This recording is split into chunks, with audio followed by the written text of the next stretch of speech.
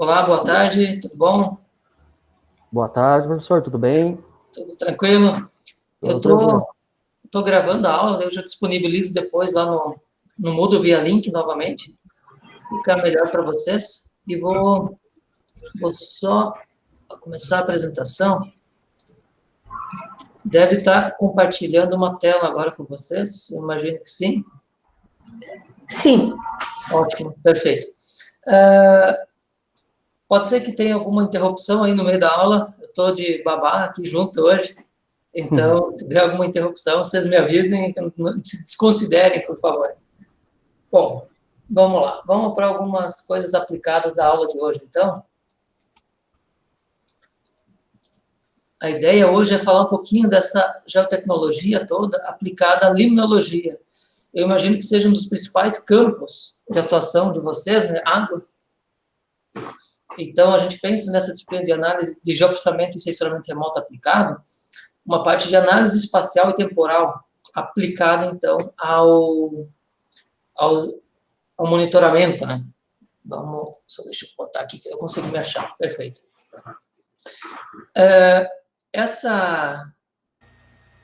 Perdão, deixa eu só achar aqui a apresentação e apontador, ok? Eu preciso ajustar tudo aqui. Perfeito, agora sim. Vocês estão vendo um pointer ali, né, no mouse. Análise espacial e temporal aplicada à limnologia. A limnologia, eu não sou nenhum especialista em limnologia, estudei um pouquinho, Esteves, os livros clássicos de limnologia, e a gente tem usado alguns conceitos dela e aplicado a ciência as tecnologias geoambientais para monitorar ambientes aquáticos, principalmente ambientes lênticos. Eutrofizados, como alguns ambientes como reservatórios em cachoeira, não é lente, mas em cachoeiras, rios, qualidade da água, essa coisa toda, né? Fluxo de água. Tentamos trabalhar também com modelagem hidrodinâmica 3D, né? Tridimensional, com alguns modelos, como o pH Eco. Tentamos, não estamos conseguindo, tá? Não é simples, não. Então, a gente vem fazendo algumas coisas. E nessa aula eu pretendo apresentar alguns resultados para vocês, considerando que acho que pode ser interessante do ponto de vista das aplicações do sensoramento remoto, principalmente na área de vocês. Então, a gente tem aqui a ideia sempre das geotecnologias, é você juntar uma série de informações dentro de um ambiente integrado, como um SIG qualquer, seja ele o ArcGIS, o QGIS, o GVSIG, Spring antigo, qualquer um deles. Não interessa o software específico, o Eng. O que nos interessa é que você integre essa informação dentro dele. E, com o uso de produtos de sensoramento remoto, a gente consegue uma perspectiva que dificilmente se consegue quando se trabalha com dados em campo ou visitas em loco, né? Como é que a gente faz essas visitas, geralmente? A gente define algum ponto e o visita para ver o que tem naquele ponto. Então, você bota uma sonda, você coleta água, você tira foto, sei lá, pega a posição, etc. Mas aquela informação, basicamente, representa um ponto, num determinado tempo. Então, vejam como é limitado isso, né? Mas o que dá para fazer para espacializar esses pontos, pessoal? Para deixar eles com uma distribuição contínua no espaço. Do que a gente pode lançar mão? O que a gente pode usar? Alguma técnica que vocês conhecem?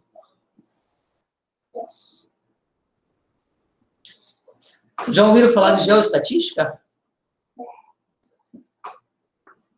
Imagino que sim, né? Vocês já devem ter usado geoestatística em algum momento da vida de vocês. A geoestatística é justamente a área dentro das geotecnologias que se preocupa com a espacialização de fenômenos pontuais, principalmente. Mas não é só isso, tá? A geoestatística, do ponto de vista teórico, ela é muito mais ampla. Ela é o entendimento das variáveis regionalizadas numa perspectiva, às vezes, bidimensional, tridimensional ou n-dimensional. Então, bom, Só um segundinho, pessoal.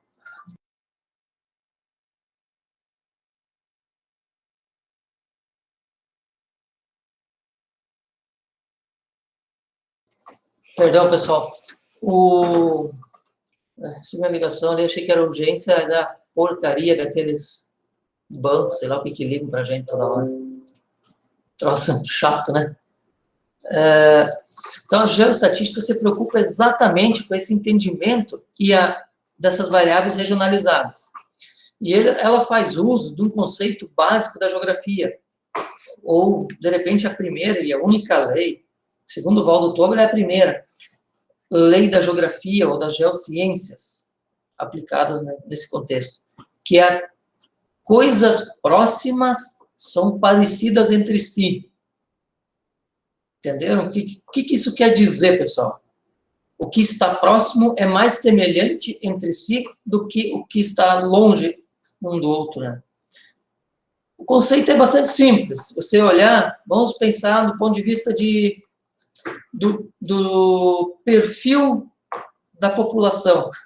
A população localizada aqui no noroeste do Rio Grande do Sul, numa certa distância, ela tem uma semelhança. Se eu comparar com a região metropolitana, elas são diferentes, essa semelhança da população. Do mesmo jeito, os solos. O solo, por exemplo, que está próximo, eu faço uma amostra aqui, de repente 1 metro para cá, ele é mais, a probabilidade dele ser parecido com o solo próximo, eles serem parecidos entre si, é muito maior do que a probabilidade de encontrar solos parecidos numa distância grande. Não que não haja, mas é uma expectativa que se tem, se cria. Então, no nosso caso, né, professor Fábio, aqui seria mais o latossolo rochoso, né? Isso, latossolo. Aí tem vários, né? Rochoso, vermelho e amarelo. A gente tem vários cenários. Se tu vier para a região de Palmeira, tem o arenito tupã-seretano, então tu começa já a introduzir um pouco de quartzo arênico aí no meio. Tem vários cenários, né? Mas conforme você vai aumentando a distância, a probabilidade de ter coisas diferentes é maior. Se pensarmos em termos de bioma, né? Se eu estiver localizado na região de Alegrete, lá no oeste do Rio Grande do Sul, no Pampa, e for de uma cidade para outra, a probabilidade de encontrar uma vegetação daquele padrão é alta. No momento que eu vier para o norte do Rio Grande do Sul, ela já diminui. No momento que eu for para a Amazônia, é diferente de novo. Então, é exatamente essa interpretação que o Waldo Tobler dá ao criar essa lei. Coisas próximas tendem a ser mais parecidas entre si do que coisas que estão distantes uma da outra, né? Mas isso é importante do ponto de vista das coletas pontuais. Quando eu tenho a informação espacial adquirida de forma contínua, aí eu estou falando, por exemplo, de imagens, em geral, eu não preciso fazer uso de técnicas de geoestatística. Posso até fazer, tá? Não há nenhum problema quanto a isso. Mas a demanda é muito menor, porque eu já tenho continuidade, eu tenho pixel um ao lado do outro. Então, se eu tenho uma informação com um pixel aqui, eu tenho do lado, e assim por diante. Não preciso interpolar, não preciso estimar alguma coisa para o pixel adjacente. Eu simplesmente adquiro para todos eles essa mesma informação, através de algum modelo, algum classificador, alguma técnica geoestatística de uma determinada natureza, tá? Então, quando eu olho esse mapa mundi, esse globo aqui, a probabilidade de eu achar coisas próximas aqui nessa região, azulzinha, é muito maior do que quando está distante. Mas óbvio que eu tenho coisas parecidas em qualquer lugar também, né? Há distâncias muito grandes. Vamos avançar um pouquinho? Vamos para um cenário, por exemplo, de aqui embaixo, né? Uma característica ambiental muito comum, né, nos estudos ambientais, é monitorar essas águas paradas, represas, tá? Esse caso aqui, né? Pode ser uma represa totalmente recortada, uma represa redondinha, e aí você vai encontrar vários cenários nessa represa. A possibilidade, né? Água limpa, água esverdeada aqui, provavelmente extremamente eutrofizada, e com uma proliferação elevada de fitoplâncton, algum tipo de alga específica, uma água mais contaminada. Mas ela também poderia ser uma água bem vermelha, né? com bastante carga de sedimento, que é o nosso caso. Se a gente olha nossos rios, quase sempre eles têm... a água é avermelhada, ela é vermelhinha, né? Então, é o que o padrão do ecossistema do entorno input, né, ele atrela para a qualidade da água, né? A qualidade da água está atrelada com o ecossistema do entorno. E foi nesse sentido que a gente acabou fazendo alguns estudos aqui no Rio Grande do Sul. A gente tentou avaliar, e eu vou mostrar esses estudos agora para vocês, alguns deles, né, alguns slides. Como que eu avalio o impacto, por exemplo, da chuva, como que eu avalio o impacto do tipo de uso do solo e assim por diante, para monitorar a qualidade da água, do entorno, né? Eu tenho um reservatório, vamos supor, Passo Real, que é o caso que a gente estudou mais, pode ser um reservatório do Rio Uruguai, pode ser Itaipu, qualquer um. O que muda, basicamente, é as características do reservatório, o tempo de residência, velocidade da água, características intrínsecas da geologia da região, mas muda muito a questão antrópica. Então, o uso e ocupação do solo, a dinâmica desse uso e ocupação, o tipo de manejo que se aplica nesses solos, né? Então, o uso do solo, por exemplo, pode ser soja. Eu planto soja numa determinada lavoura. Mas o manejo que se faz implica em mudanças muito grandes no tipo de resposta que uma eventual chuva torrencial forte pode levar para dentro do reservatório. O que eu estou falando aqui, né? O que é esses manejos? Estou falando, por exemplo, de arar o solo, né? Revolver o solo, fazer plantio direto, aquele tillage, né? No tillage, com tillage, e assim por diante.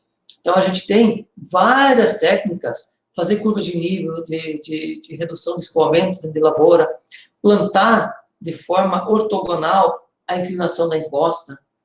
São todas práticas de manejo simples e que dão uma resposta bastante efetiva na redução do impacto do escoamento superficial sobre os reservatórios, né? Sobre, tanto do ponto de vista de qualidade da água, quanto de qualidade de reservatórios mesmo, né? Porque ele vai assoreando por dentro.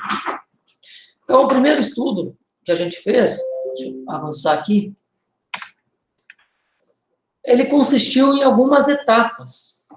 E isso é válido quase para todos os estudos que vocês fazem nessa área de limnologia a partir de dados de SIG ou de sensoramento remoto. Por isso que ela está na aula. Vocês sempre vão ter, e isso é uma característica da ciência nesse momento, a gente tem que garantir que aquilo esteja certo, e a gente precisa, então, da verdade de campo. Necessariamente precisamos ir a campo para ver o que está acontecendo. E aí veio o meu meio de fazer isso, de uma forma paralela. Além do campo, eu estou propondo coisas novas para fazer esse monitoramento. Então, nesse caso, a gente usou dados de imagens de satélite, acoplados aos dados de campo, usamos dados meteorológicos e lançamos mão também de abordagens de modelagem e estimativas. Mas isso aqui pode ser, por exemplo, uma sonda de vocês, que é interpolada ao longo do tempo, e assim por diante, tá? Não há nenhum problema quanto a isso, tá bom? É só um exemplo mais aplicado à área de geotecnologias. Então, está aqui o estudo. E alguns cuidados também que vocês sempre devem ter no momento em que vocês resolvem fazer esse tipo de abordagem. A gente tem as nossas amostras e temos, então, alguns setores dentro do reservatório. A foz, o vertedouro, é aqui em cima, esse reservatório, aqui embaixo. Então, nesse caso, eu estou classificando esse reservatório como um todo, né, o Rio Jacuí aqui, né, o reservatório todo, essa manchinha. Mas, aí tem o Jacuí Mirim, Jacuí, Ingaim, são algumas bacias hidrográficas. Óbvio que uma é bem maior, mas são algumas bacias hidrográficas que vão levar a água para dentro deste reservatório. Então, para que a gente entenda a dinâmica deste grande reservatório, são 232 quilômetros quadrados. multiplica vezes 100, você tem o número de hectares. São 2.000 e poucos hectares aí. Tá? 20 e poucos mil. É grande, tá? Bastante, é o tamanho de um município de porte razoável. No norte do Rio Grande do Sul tem muitos municípios menores. Então, esse reservatório, então, ele foi estudado no setor montante, aqui na upper stream, né? Aqui em cima, no montante. Depois ele foi estudado no setor intermediário e no setor jusante desse reservatório. Por que isso é importante? Porque para capturar dinâmica, eu preciso ter as características da água ou do alvo que eu estou estudando nos diferentes setores onde tem entrada ou onde tem variáveis que vão interferir. Tá? E eu também preciso garantir que minhas amostras sejam puras. Eu não posso ter, de repente, um pixel que está sendo contaminado por uma determinada margem de um rio, por um recuo da lâmina da água devido a uma seca. Eu tenho que garantir que eu estou vendo água, porque eu quero estudar a qualidade da água. Né? Então, são alguns cuidados, que aqui tem várias ilhas aqui dentro do reservatório. Então, por isso, esses recortes meio irregulares aqui dentro, para justamente evitar a presença de ilhas e não levar a erros na hora de fazer a modelagem. Então, qual que era o objetivo aqui? Era estudar a qualidade da água ao longo do tempo. Esse é o grande projeto. Mas, o que mais? Isso já se faz, né? Isso já é conhecido, a gente pode usar essas ferramentas. Então, eu posso também tentar identificar os drivers, ou os, a gente chama de proxies, né? O que explica essa variação de qualidade da água? E qual que, de repente, seja o mais importante para fazer essa explicação? A chuva, o uso do solo, ou a temperatura, né? Então, depende do que eu estou explicando. Mas se é sedimento, por exemplo, a temperatura não é o chave. Fica mais entre o uso do solo e a chuva, né? Então, a gente montou esse banco de dados, ou vocês vão montar um determinado banco de dados. Neste caso, havíamos usado imagens de satélite do sensor chamado MODES, um pixel pobre, tá? Um pixel de uma resolução espacial grosseira, mas compatível com o tamanho do reservatório, tá? Então, são alguns produtos. Numa das aulas passadas, eu falava para vocês dos produtos disponíveis. Todos eles têm níveis de processamento, né? Esse aqui é um produto L3, L3, L3.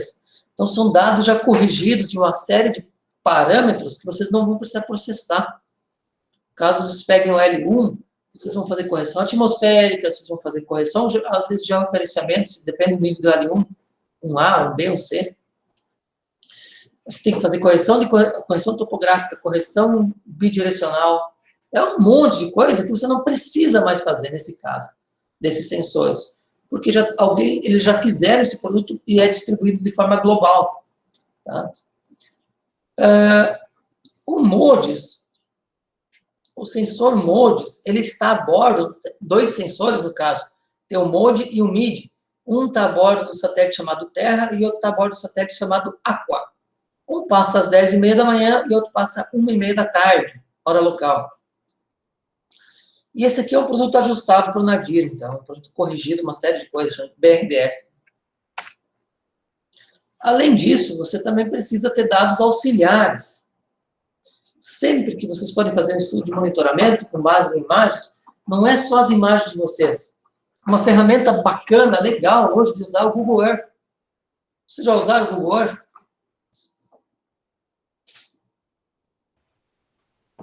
Sim, professor, eu já. Já, Paulo? Alguém mais, além do Paulo? Eu também, professor. Uso diário no meu trabalho. Eu fiz um projeto de reflorestamento em uma barragem aqui no município de Coronel Bicaco. Olha, daí eu usei o antes e o depois através do Google Earth. Perfeito. Não, é só para tomar os devidos cuidados, não tem problema nenhum. Porque aí você consegue acompanhar, né, a mudança com um custo muito baixo. Né? Sim. Alguns dados auxiliares ainda. Alguns dados auxiliares. Landsat, Rapidae. Tem um monte, tá, pessoal? A gente falou dos satélites, então tem um leque enorme de dados que você pode utilizar para auxiliar você. AsterGDM, Pulsar, SRTM, dados de elevação, drone hoje, Planet, tem uma penca de dados que vocês podem usar sem problema algum.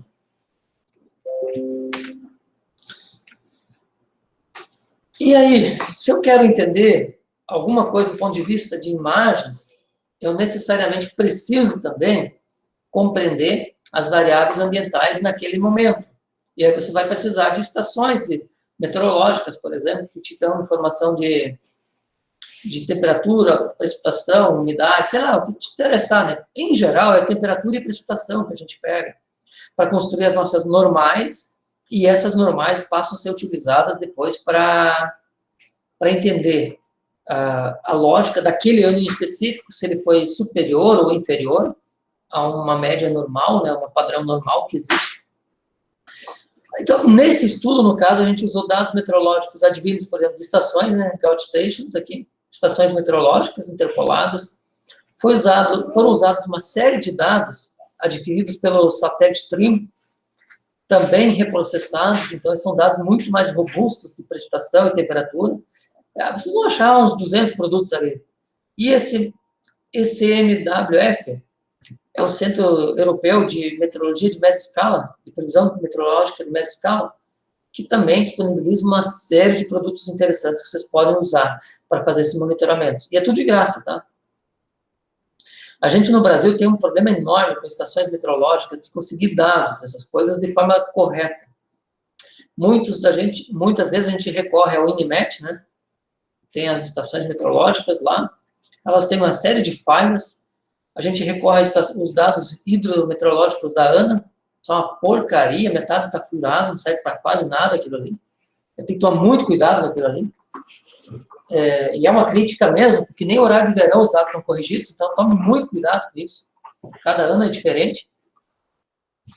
Então, muitas vezes eu acabo encorajando os meus alunos a usarem dados reprocessados, onde esses problemas já são corrigidos. Tá? Professor, o senhor quer dizer da Agência Nacional das Águas? Isso. Ah, tá. Uhum. A ANA, né? Isso, exatamente. Isso. É terrível aquilo ali. Fora que você conseguir os dados já é um saco também, né? Ou do CPTEC, lá do INPE, você tem que ficar lá, se você não for amigo dos caras, lá, eles não te dão os dados de jeito nenhum. Impressionante. Muitos pais, né? Extremamente restritivos. Bom, e aí você tem que lançar mão também de algum tipo de ferramenta ou técnica de análise desses dados. Nesse nosso caso, a gente usou as análises chamadas wavelet, ou, em português, se não traduzir isso, a transformada de ondeleta, wavelet transform, para analisar esses dados no tempo, tanto em termos de magnitude, quanto em termos de duração e posição do fenômeno. Isso no caso, está implementado em algumas ferramentas, como o IDL. Tem várias técnicas de análise de séries temporais, a gente vai falar um pouquinho depois, mas numa das aulas, de algumas. Você pode usar, por exemplo, análise espectral, espectro de potência, tem um monte de coisa derivada, análise derivativa, primeira, segunda ordem. Tem uma série de coisas que vocês podem aplicar nas séries temporais de vez. Fourier, e assim por diante. A terceira etapa, então, a primeira coisa, definir a área de estudo. Segunda coisa, pegar os dados. Quarta coisa, estão modelando. E aí tem várias formas. A que a gente propôs foi a partir de imagem de satélite, e também foi feito com o IPH-ECO e o REC-RAS, né? E aí se fez estimativas empíricas, tá? Não são físicas, elas não são físicas, elas são limitadas a alguma área de estudo, então elas não podem ser aplicadas. Se cria algum tipo de regressão, né? No caso aqui, existem modelos também, essa é outra coisa que vocês têm que tomar muito cuidado quando vocês analisam. Aqui é o sedimento, na barra no eixo Y, medida em campo, tá? Concentração de sedimento de suspensão dentro da água. E aqui embaixo a reflectância de uma determinada imagem, no pixel, no mesmo lugar onde eu fiz a medida de sedimento. E aí você cria uma regressão, tá? Como se fosse uma regressão linear. Aqui tem uma série de ajustes, tá? Mas o entendimento simples é esse. Para estimar a clorofila, é uma equação parecida com a refletância agora da região do verde, tá? Porque a clorofila reage melhor no verde quando você está no ambiente aquático. Alguns modelos, o exponencial é um modelo relativamente simples, então por isso que a gente adotou. Vocês vão ver, muitas vezes, vocês podem adotar alguns tipos de modelos, seu R vai lá para 0,8, ou 0, no nosso caso, aconteceu o R2 ir para 0,69, 0,71 nesse modelo. Mas então, por que você optou por um modelo com regressão, um R menor? Né? Porque os resíduos têm um comportamento, às vezes, melhor, e eu entendo melhor o que acontece com esse modelo. Eu consigo entender o que está acontecendo com esses betas aqui, né? O A, o B, entendo como que ele impacta o meu modelo. Tem algumas equações, Andersons, né? B-split, Boulder, tem um monte de funções que vocês podem utilizar, mas essas funções não necessariamente explicam o seu fenômeno do ponto de vista físico. E aí é extremamente importante, quando vocês usam série temporal para analisar, e fazem esse tipo de cruzamento, vocês não saírem aí aplicando um polinômio muito alto, um grau de quarto grau, terceiro grau, tá? Terceiro grau, razoável, é difícil, mas ainda quase sempre a gente deve se restringir ao segundo grau. Vocês têm famílias de equações que vocês podem utilizar. Eu vou abrir aqui um software para vocês acompanharem.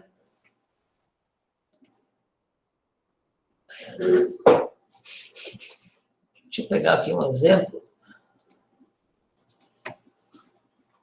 Óbvio que eu não tenho dados, mas as funções, vocês têm muitas funções, por exemplo, que vocês podem usar. Vocês estão conseguindo ver a tela, pessoal? É o Origin Pro aqui que está na tela. Sim, aqui está aparecendo. Perfeito.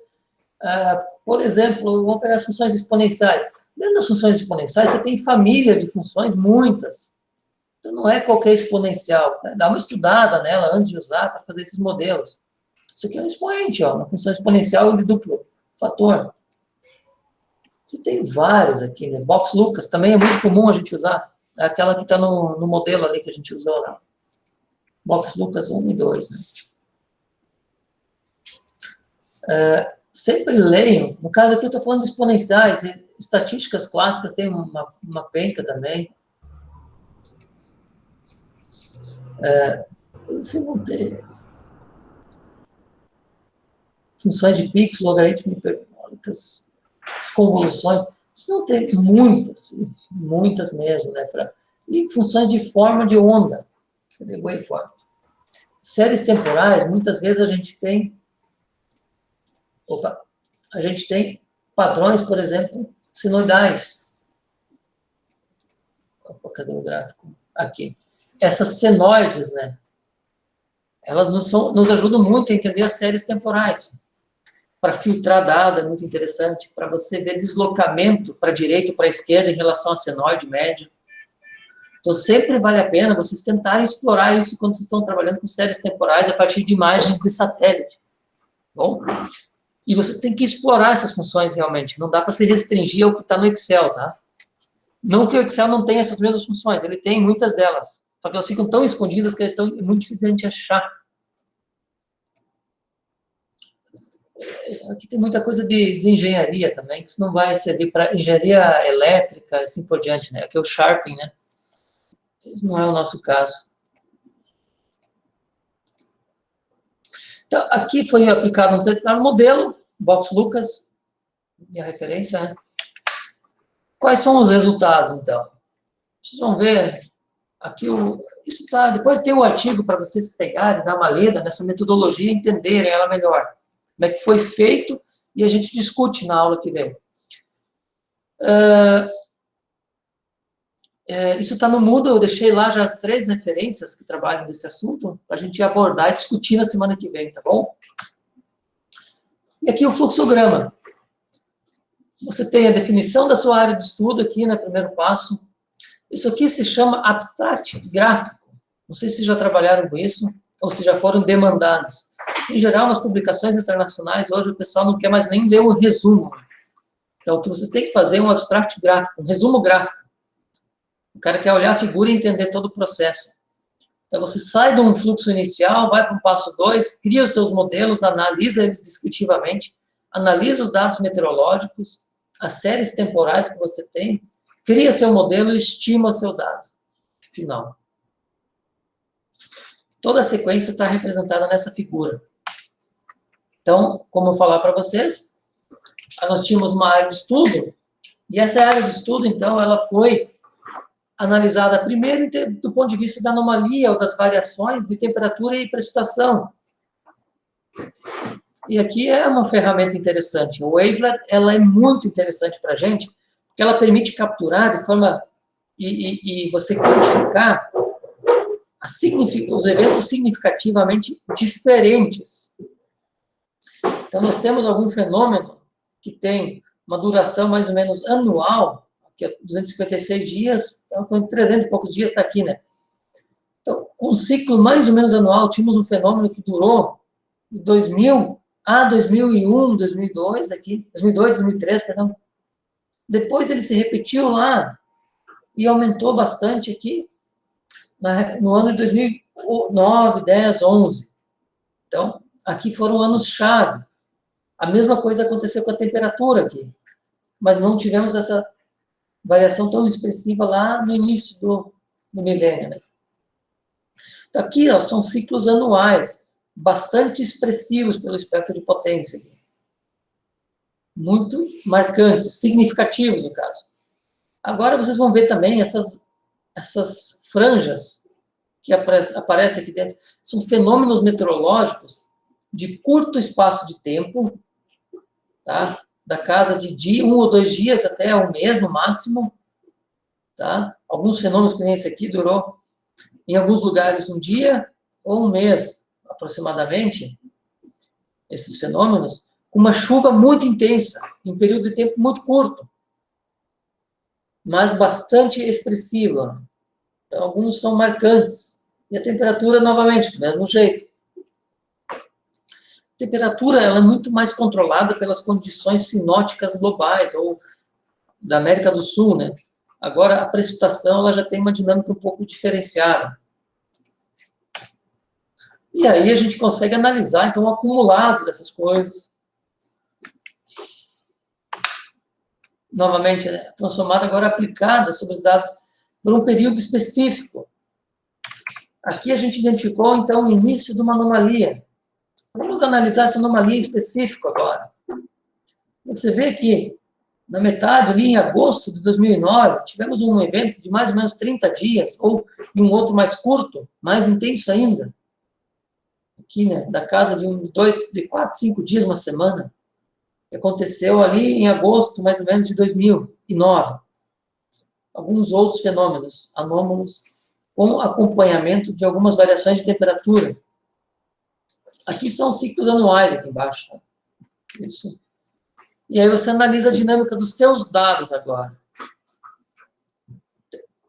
Então, a gente faz, normalmente, essa exploração com dados meteorológicos de satélite.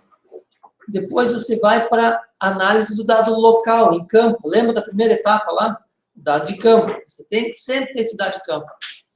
Então, como é que é o padrão do sedimento dentro do reservatório? Como é que é o padrão da clorofila no ano, né? Amostrando ele, né? A gente tem, ele é diferente, ele é igual em todo o reservatório? O que vocês interpretam desse gráfico, pessoal?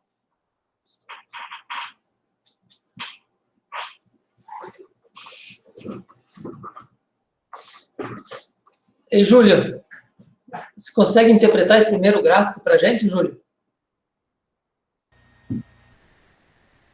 Vou tentar aqui, professor. Claro, não, é uma provocação para a gente interagir um pouco mais, tá? Não é nenhuma avaliação. Vai lá.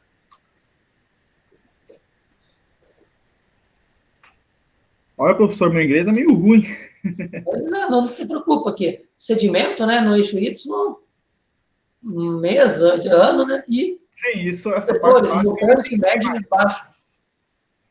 mas não sei explicar, sinceramente. Não é que eu não quero envolver tudo, mas eu realmente sou bem ignorante nessa área aí de referenciamento e tal. E ainda Aí, Júlia,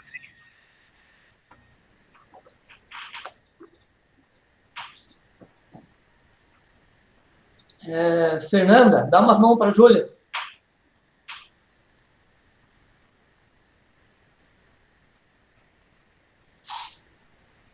Ô, Fernanda.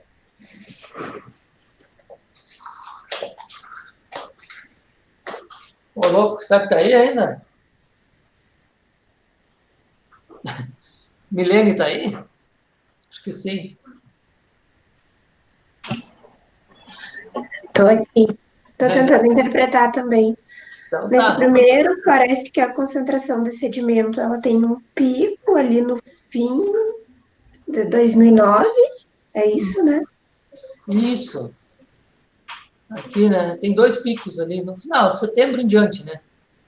Isso. No setor amontante, né? Lá onde é que entra a principal quantidade de água, né? Mais a montante da represa.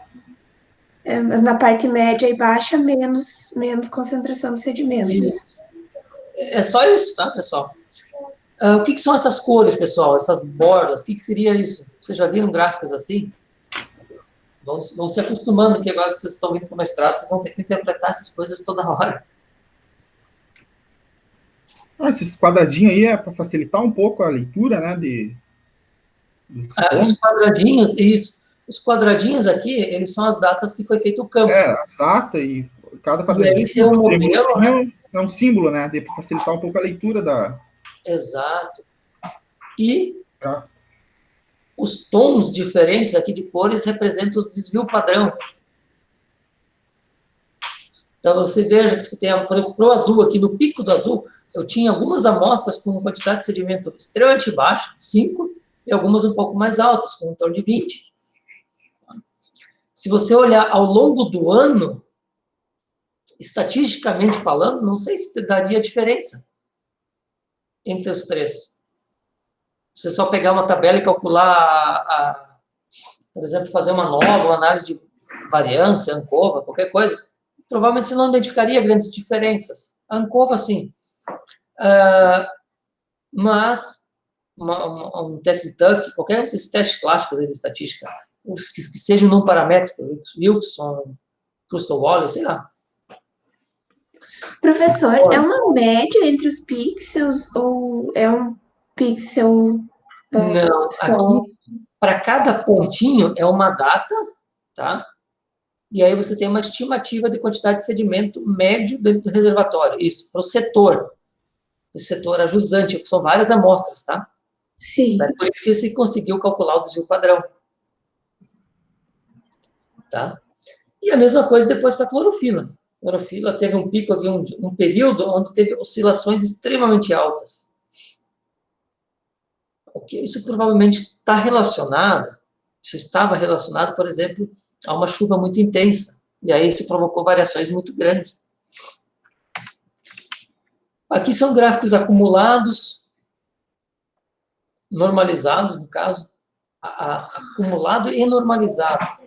As áreas críticas de maior inclinação estão aqui, ó, nessa região achurada aqui. Aqui, ó, por exemplo, a clorofila e para o TCS. E aqui para temperatura e para profundidade de seque. Então, se eu tenho mais sedimento dentro, quanto mais sedimento, mais rápido isso aqui cresce, a inclinação aumenta. Então, a transparência da água diminui, a turbidez aumenta. Então, eu enxergo menos dentro da água. Então, por isso que ela cresceu menos aqui, né? Perfeitamente eu consigo relacionar essas coisas, né? Isso tem que funcionar para quem trabalha com quadra da água, é bem tranquilo. E aí eu tenho os ciclos anuais desse gráfico, vários anos. Se eu consigo criar um modelo, a vantagem é que agora eu consigo analisar cada pixel a partir desse instrumento remoto, para cada região, e criar padrões anuais de oscilação dessas concentrações. Aqui é um pico, tá, só. E aí está o padrão de reflectância no ano médio para cada setor. Novamente. E os modelos, então. Ô, professor, Oi? só uma curiosidade, de que forma é que o senhor faz esses gráficos? Utiliza que programa? É aquele Origin, pessoal. Beleza, obrigado. Uma hora, qualquer coisa, a gente faz um na parte prática, tá? Vocês baixam a versão demonstrativa dele. Tem vários, na verdade, não é só o Origin, né? Mas o que eu mais uso é o Origin, em geral. Esse aqui, né? A vantagem dele é que ele quase que não sigue. Inclusive, você consegue trabalhar com dados espaciais dentro dele. Deixa eu abrir um projeto, deixa eu achar alguma coisa.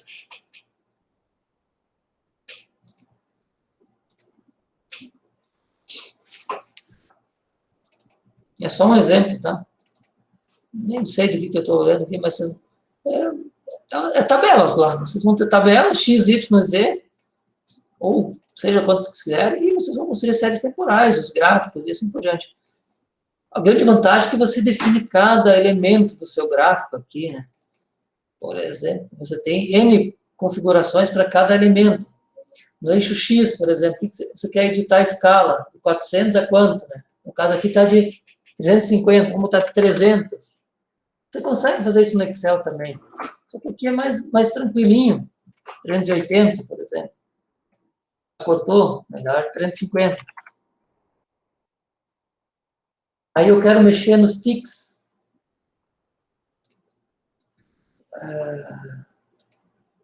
Por exemplo, esse 300 aqui, ele está em quilogramas por hectare, né? Quilos por hectare. Eu quero toneladas, então eu tenho que dividir ele, né? Uma tonelada é 1000. Agora eu posso mudar meu gráfico aqui, já tem ele em 1000. No gráfico, o dado original não muda em nada, tá? Você vai fazendo toda essa parte dinâmica de forma só no gráfico. Em geral, para você mandar um artigo para fora do Brasil, para as revistas de maior impacto, você necessariamente tem que trabalhar com um editor gráfico de qualidade, senão não vai dar certo. Os caras não vão nem olhar teu artigo direito. Deixa eu tirar aqui para não perder, né? O título, você pode escrever o que quiser, sei lá. Aí você vai mexendo os grids, quer que mostre as linhas ou não, né? Os subgrids, aí tem um monte de coisa. Line, as características da linha mais grossa, vamos botar uma só para vocês verem, ó, como ficou grossa aqui embaixo. Você quer ou não quer aqueles tickzinhos? Cadê? Major ticks. Eu quero eles para dentro ou para fora, ou para os dois lados. Tá vendo? Os pequenininhos aqui estão aparecendo, os ticks, essas setinhas. E os outros eu quero só para o lado de dentro. Você regula efetivamente tudo que você precisa dentro do gráfico, né? Quer selecionar uma coluna, às vezes? Vamos ver aqui. Você pega uma única coluna, você pode mudar um único gráfico para não mostrar ele. Opa, perdão, tem que abrir aqui. Deixa eu ver como é que eu faço aqui. Até que a gente se perde também. Aqui.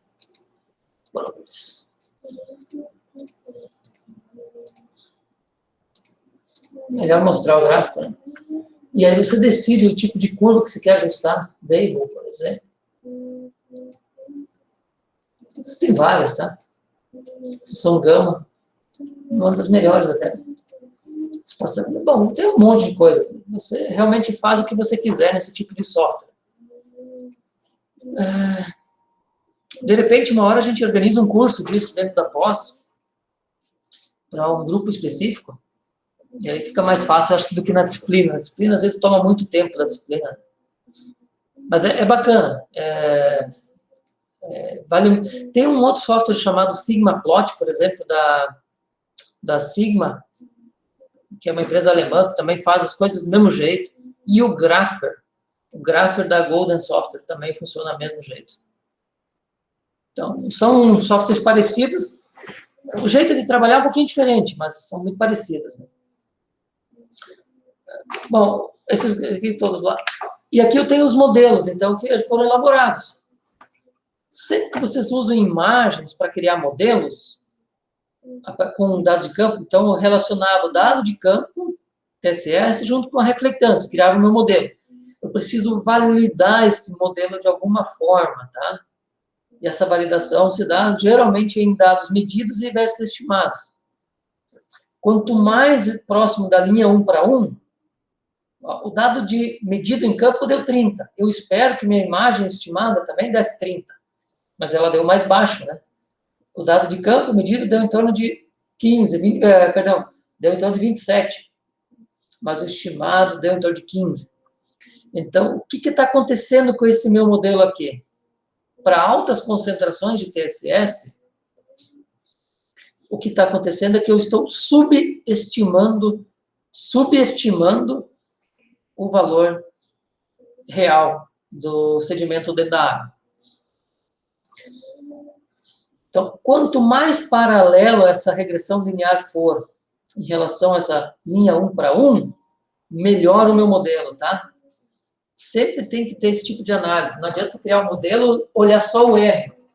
Porque, por exemplo, você olha o R aqui, ó, 0,63. Para a clorofila, você olha o R 0,53, é menor. Mas o modelo é melhor, por incrível que pareça, porque ele não erra tanto.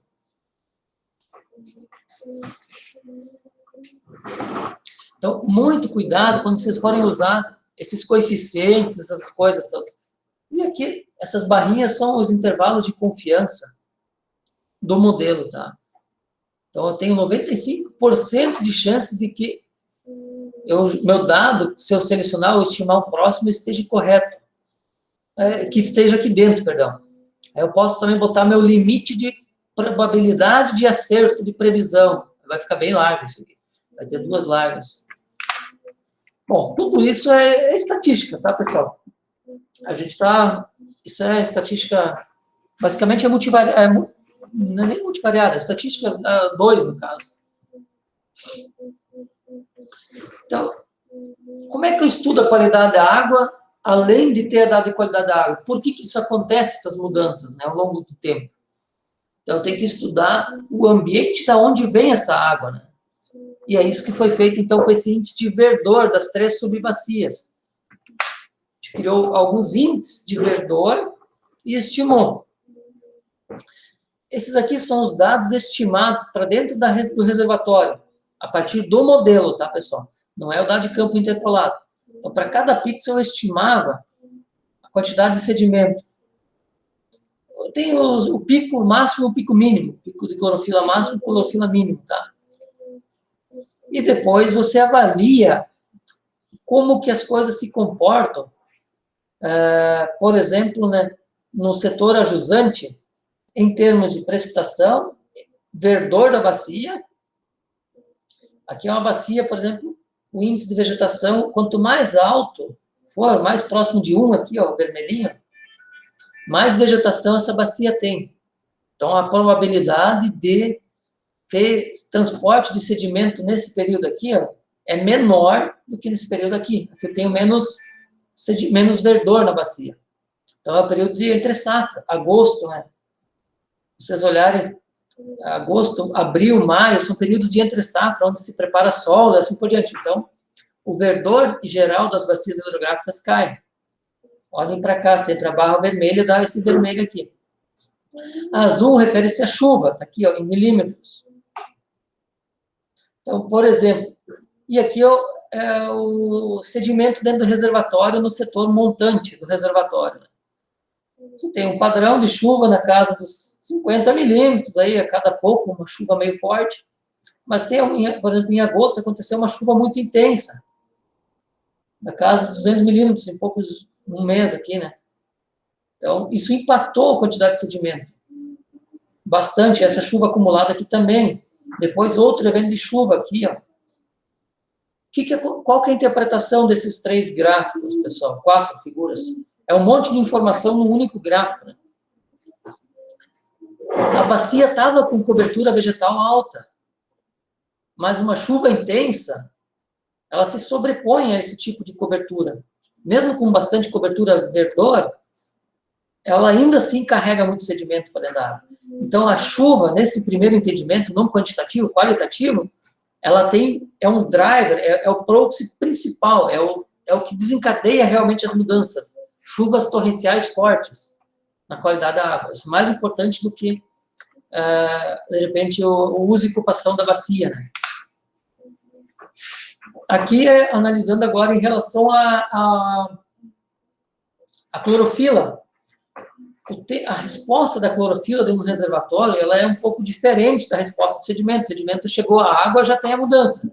A clorofila não. A clorofila chegou à água, ao sedimento, ela precisa um tempo para se desenvolver. Isso é muito local. Novamente, a gente viu que ela leva num outro trabalho e depois tem um tempo de resposta para isso. Então, de 15 a 20 dias depois você tem o pico, né? Isso foi analisado num outro trabalho. Aqui é só a média dos 15 anos agora, né? Se eu pegar agora, como eu tinha dados, a gente tem dados agora de satélite, eu posso analisar a dinâmica desse reservatório e criar espécies de normais. Se eu tivesse 30 anos, eu diria que é uma normal mesmo.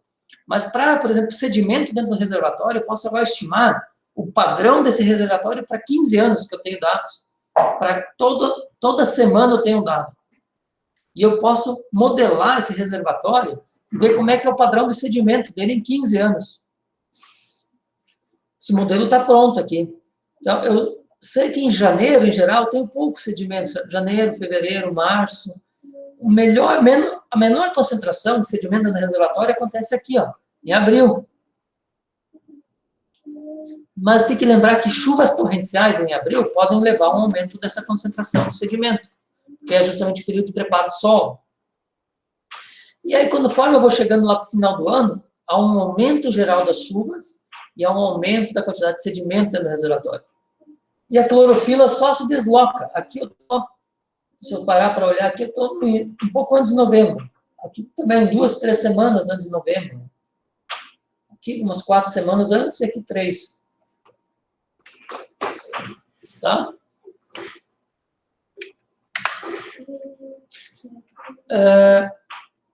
Alguma outra pergunta que vocês gostariam que a gente entrasse um pouco mais a fundo? Eu estou pegando essas coisas aplicadas, bem aplicadas ao monitoramento ambiental mesmo, tá, pessoal? A gente pode até fazer exercícios mais adiante nesse sentido aí. Teve um segundo trabalho, então, que foi avaliado, que também está lá no Moodle, para vocês lerem, que o objetivo agora era outro, era tentar identificar quanto tempo depois do evento acontece as mudanças. É os mesmos gráficos, praticamente, tá? Por isso que eu estou passando rapidinho. Mas o importante está aqui.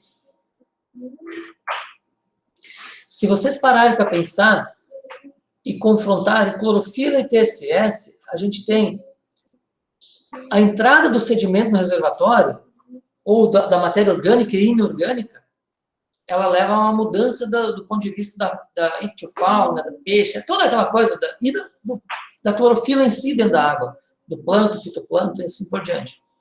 Mas quanto tempo depois de uma entrada do sedimento? E aí, com esse trabalho, a gente usou as validações cruzadas, a gente conseguiu ver que mais ou menos 15 dias depois, 2 semanas, em média, depende do setor, mas em média 2 semanas depois da entrada, tem um pico, 2 semanas depois eu tenho um pico de clorofila. Eu tenho um pico de sedimento, um pouco depois eu tenho um pico de clorofila. Sempre um pouquinho deslocado. Aqui, aqui, aqui, e aí vai. Às vezes, obviamente, que a coisa casa, mas tem que fazer o acumulado dessa curvinha inicial aqui, não é só o pico em si que aparece no gráfico. Mais ou menos 2 semanas depois, a gente tem sempre o aumento. E olha que interessante, no setor ajusante, isso não fica tão claro. No setor intermediário do reservatório, isso fica mais claro. E à medida que eu chego na parte montante, o sedimento vai se depositando, esses impactos demoram a acontecer, eles são mais ou menos síncronos agora. Aqui é só uma captura de tela mostrando. Então, no momento que você faz uso de imagens de satélite, cria seus modelos, agora eu posso estimar, por exemplo, uma imagem por mês, por exemplo, de sedimento. Mas não precisa ser uma imagem por mês. Eu peguei uma por mês aqui só para mostrar, para fazer uma figura com 12 subfiguras, né? Mas eu tinha uma por semana aqui. Hoje eu tenho dados, por exemplo, uma por dia para fazer esse tipo de coisa. Então, eu posso monitorar a quantidade de sedimento no reservatório quase que diariamente, né? Clorofila, a mesma coisa. E depois aqui é o dado comparado com o dado de medida de campo interpolado. É as mesmas coisas que você replica, né? É só validando o resultado.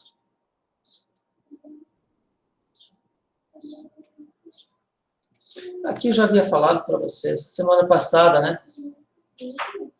Deixa eu voltar aqui. Esse sedimento, ele muda a resposta que você vai ver na imagem. Mas quanto mais sedimento, parece que menos importa o jeito que eu olho. Porque ele captura tanta energia que ele não tem mais impacto, né? E aí a gente testou isso. Se eu não corrigir esse tipo de coisa, o que acontece com os modelos de literatura? Tem muitos modelos disponíveis. Aqui tem 6, mas foram testados acho que uns 15 ou 20. Tem 6 que estão sendo mostrados. 6 modelos que foram criados na literatura, na China, no Japão, nos Estados Unidos, na Europa. E a gente recalibrou eles para a região e aplicou. Então, olha o que aconteceria com as estimativas se você não considerasse as questões geométricas. Olhar de um ângulo diferente. Você pode dizer que tem um monte aqui, aqui, aqui, por exemplo, e do lado tem um pouco. Todos eles mostram a mesma coisa. À medida que aumenta a concentração de sedimento, menor o impacto, tá? Aqui a figura está mostrando 3 exemplos. E o que a gente propôs, no caso? A gente conseguiu reduzir isso, olhar as magnitudes, depois é menor. Mas, mesmo assim, todos os modelos são sensíveis aos efeitos de geometria de observação. Tem que sempre ficar atento a esse tipo de coisa. Olhar que lado que eu estou olhando no meu satélite. Esse é um cenário, por exemplo, de um estudo feito onde foram pegos imagens de satélite, por exemplo, olhando reto para baixo aqui, nesse caso central aqui. Aí um dia, 2 depois, ele olhou aqui, depois aqui, assim por diante. Aqui acho que são alguns dias sequenciais, o Sol está sempre mais ou menos na mesma posição, e o meu sensor vai mudando de posição. Aqui um outro estudo de caso e outro estudo de caso. E aí, quando eu olho os gráficos, eu vejo que tem diferenças enormes, dependendo da posição com a qual eu olho. Muito cuidado com essa questão geométrica sempre, tá bom?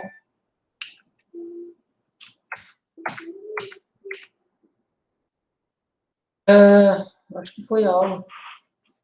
Nesse primeiro momento, eu acho que é isso. Está mais ou menos 1 hora já de aula. Deixa eu salvar aqui, que eu acho que não sei se eu cliquei em mudanças. Bom, esses textos, pessoal, e os slides, bem como a aula, eles vão ficar disponíveis aqui no Moodle. Eu já deixei para vocês o slide e os 3 artigos que falam desse assunto. Tá? A gente pegou alguns casos porque são estudos da gente, a gente tem um conhecimento e consegue dar um amparo para vocês na hora de explicar. Tá? Então, vocês façam a leitura, estudem esses 3. Dúvidas, por favor, me perguntem. E aqui comecem a pensar numa área para vocês fazerem um estudo desses. Eu sugiro que vocês peguem uma área com um pouco mais de 50 hectares de água, avaliem ele em 2 datas, por exemplo. Inverno e verão. Vejam só a composição colorida da imagem. Se ela muda. Pode ser no Google, tá? Que nem o Paulo fez no Google Earth. Ó. No Google Earth tem essas possibilidades. Avalie uma imagem em 2 datas distintas. Às vezes o bom é pegar tipo inverno e verão, ou na época que tem bastante transporte. Aí cria um documentinho de umas 3, 4 páginas explicando o que está acontecendo. Tá? Deixa eu ver se eu tenho o Google aqui. Tem. As imagens, professor, tem que ser do mesmo ano? Não. Qualquer imagem, pessoal. É só para vocês treinarem mesmo. Tá. Eu vou pegar aqui um exemplo. Dentro do nosso campus, é uma área bem pequena, tá? Vocês pegam uma área um pouquinho maior. Estou aproximando aqui. Tem vários açudes aqui, né? Estão vendo? Acho que tem uns 4 açudes aqui. Então, vocês vão fazer mais ou menos isso aqui, ó. Olha nessa época do ano como é que está a cor da água. Vai olhando aqui em cima, ó. Mudou a data. Às vezes ela começa a ficar mais verde. Tentem explicar essas mudanças. Eu botei 50 hectares, mas não vejo necessidade. De repente vocês possam usar algo que nem aqui. Olha aqui, ó, isso aqui que interessante. Estão vendo esse branco aqui no açude? Tem uma mancha branca, né? Sim. Por que isso acontece, pessoal?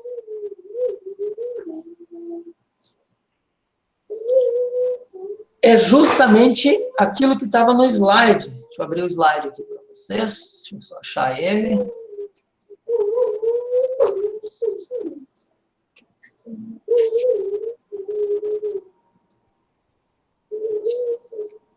Vocês estão olhando aqui, ó. É esse pico aqui. É onde o sol está refletindo. O máximo é um espelho. A água, o vento mexe com a água, ela cria ondinhas, dependendo do ângulo que cria, fica esse esbranquiçado, se chama de glitter. Glitter effect, né? E aí cria essa rugosidade na superfície que faz com que reflita muita radiação e satura o pixel. Ou então alguém estava tratando as carpas aqui. Mas como eu sei que não tem carpa aqui, jogaram um monte de ração, né? Faz o mesmo efeito quase, né? Um monte de peixe aí, saltando ao mesmo tempo. Vocês podem pegar alguma coisa assim, perto da área de vocês, que vocês conheçam, e avaliem, tá? Conforme você vai mudando a data, você vai vendo que essa cor da água muda. E tenta explicar por que está acontecendo isso. Olha como ela ficou mais escura agora. Por que um açude está mais escuro ou está mais verde? São todos um do lado do outro, né?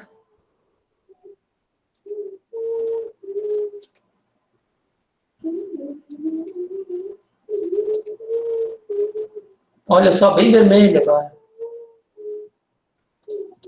Aí vocês vão capturando. Essa aqui é preto e branco. Essa aqui está com nuvem. E aqui eu tenho uma bem no início. Olha só, bem vermelho aqui. Lá no início, isso aqui é lá de 2002. Nem tinha o campus ainda. Bastante sedimentada, né, professor Fábio? Exatamente. Por que ela ficou vermelha? Ficou vermelha porque provavelmente aconteceu uma chuva alguns dias antes, houve um transporte de sedimento solo, principalmente lato-solo, assim, por diante, para dentro desse reservatório. Isso não aconteceu para dentro desse, porque esse já está protegido um pouco. Uhum. Aqui o que predomina é profundidade, mais ou menos água, e clorofila florando. Uhum. Quanto mais verde, mais clorofila dentro da água, mais alga, mais coisa.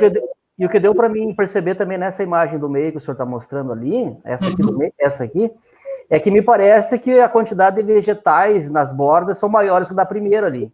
Sim, também mudou bastante. Tá? Esse açude nem tinha lá no início, acho. Ou esse, um dos dois não tinha. Vamos lá olhar. Espera aí. Ó, só tinha esse de baixo, esse de cima nem havia aqui ainda. É, e o senhor pode perceber aqui, ó, que nesse primeiro aqui, ó, a quantidade de terra que também foi para dentro do açude é grande, ó. Sim. Olhando à sua esquerda, né? À esquerda, peraí. Aqui embaixo? Não, no primeiro. Esse. Aqui? Sim, sim.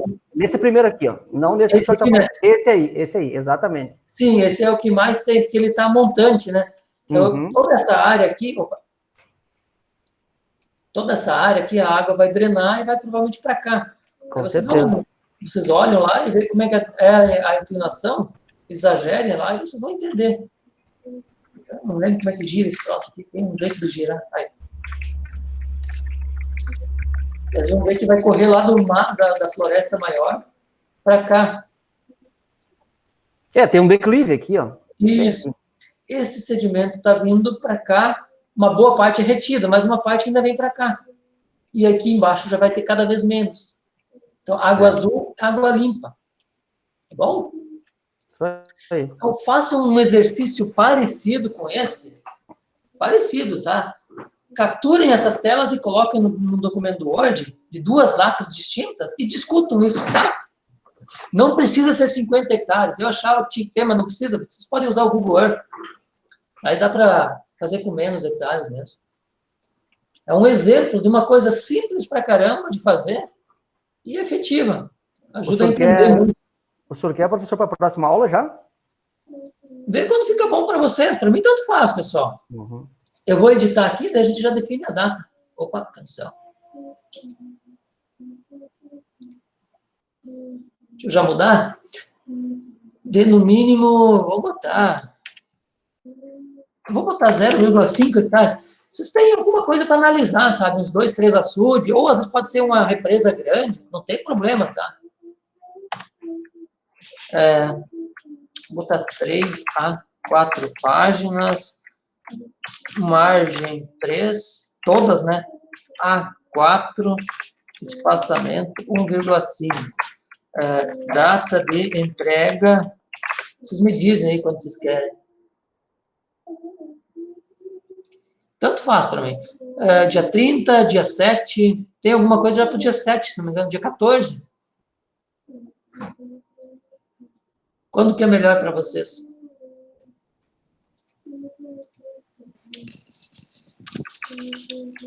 Eu estou pelos demais colegas, o que acharem aí, eu assino embaixo, vamos ver. Para mim, pode ser para semana que vem. Então, vamos deixar para semana que vem, que já resolve, né? Que da semana que vem vai ter outro trabalho. Aí não adianta. 30, perdão. Acho que 30 que eu vi aqui. 30. Tu quer um referencial teórico, professor, nesse sentido? Não, só discutir e botar as referências, tá? Perfeito.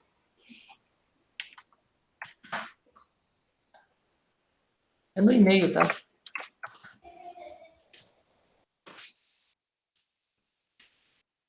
Pronto. Fica atualizado aqui. Mais uma atividade. Vocês estão me mandando as atividades aos poucos? Essa, se não me engano, é a segunda atividade, né? Sim.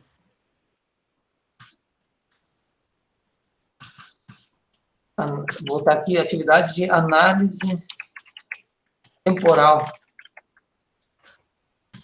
aplicada à água. Eu já vou saber do que se trata. Depois a gente vai fazer uma aplicada à vegetação, como, por exemplo, estudo de desmatamento, assim por diante. A gente vai avançando. Tá. Mas aí, professor, a nível do entendimento, esses artigos, então, serão apenas para a gente fazer uma troca de ideias na próxima aula. Isso, na próxima aula, para vocês entenderem a aula de hoje um pouco, que muita coisa é nova, né, para vocês ali. Uhum. Então, leiam ele para entender a aula de hoje. Na próxima aula, vocês vão tirar dúvidas, na verdade. Se tiver dúvida, a gente tira dúvida. E para amparar um pouquinho a discussão que vocês vão fazer agora nesse trabalhinho. Tá. Podem peguem outros documentos, não precisa ser esses artigos aí também, né? Pode pegar outros, sem problema nenhum.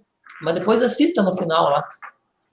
Eu sempre sugiro que vocês usem artigos não aqui do Brasil, usem dos que estão em inglês mesmo, de fora. Uhum. Que é para preparar vocês mesmos. Senão não adianta, senão a gente acaba lendo mais do mesmo sempre. E eu quero preparar vocês, né? Ajudar vocês como pós-graduandos, né? Que é extremamente importante vocês lerem em outro idioma, pelo menos.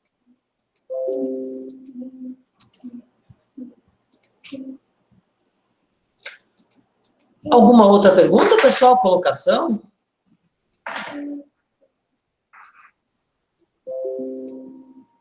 Tá, daí esse estudo que a gente vai fazer em cima das imagens do Google Earth, por exemplo, Uhum. é para mandar para o seu e-mail daí. Isso, também. Tá, mesma perfeito. coisa que o outro, mesma coisa. Perfeito.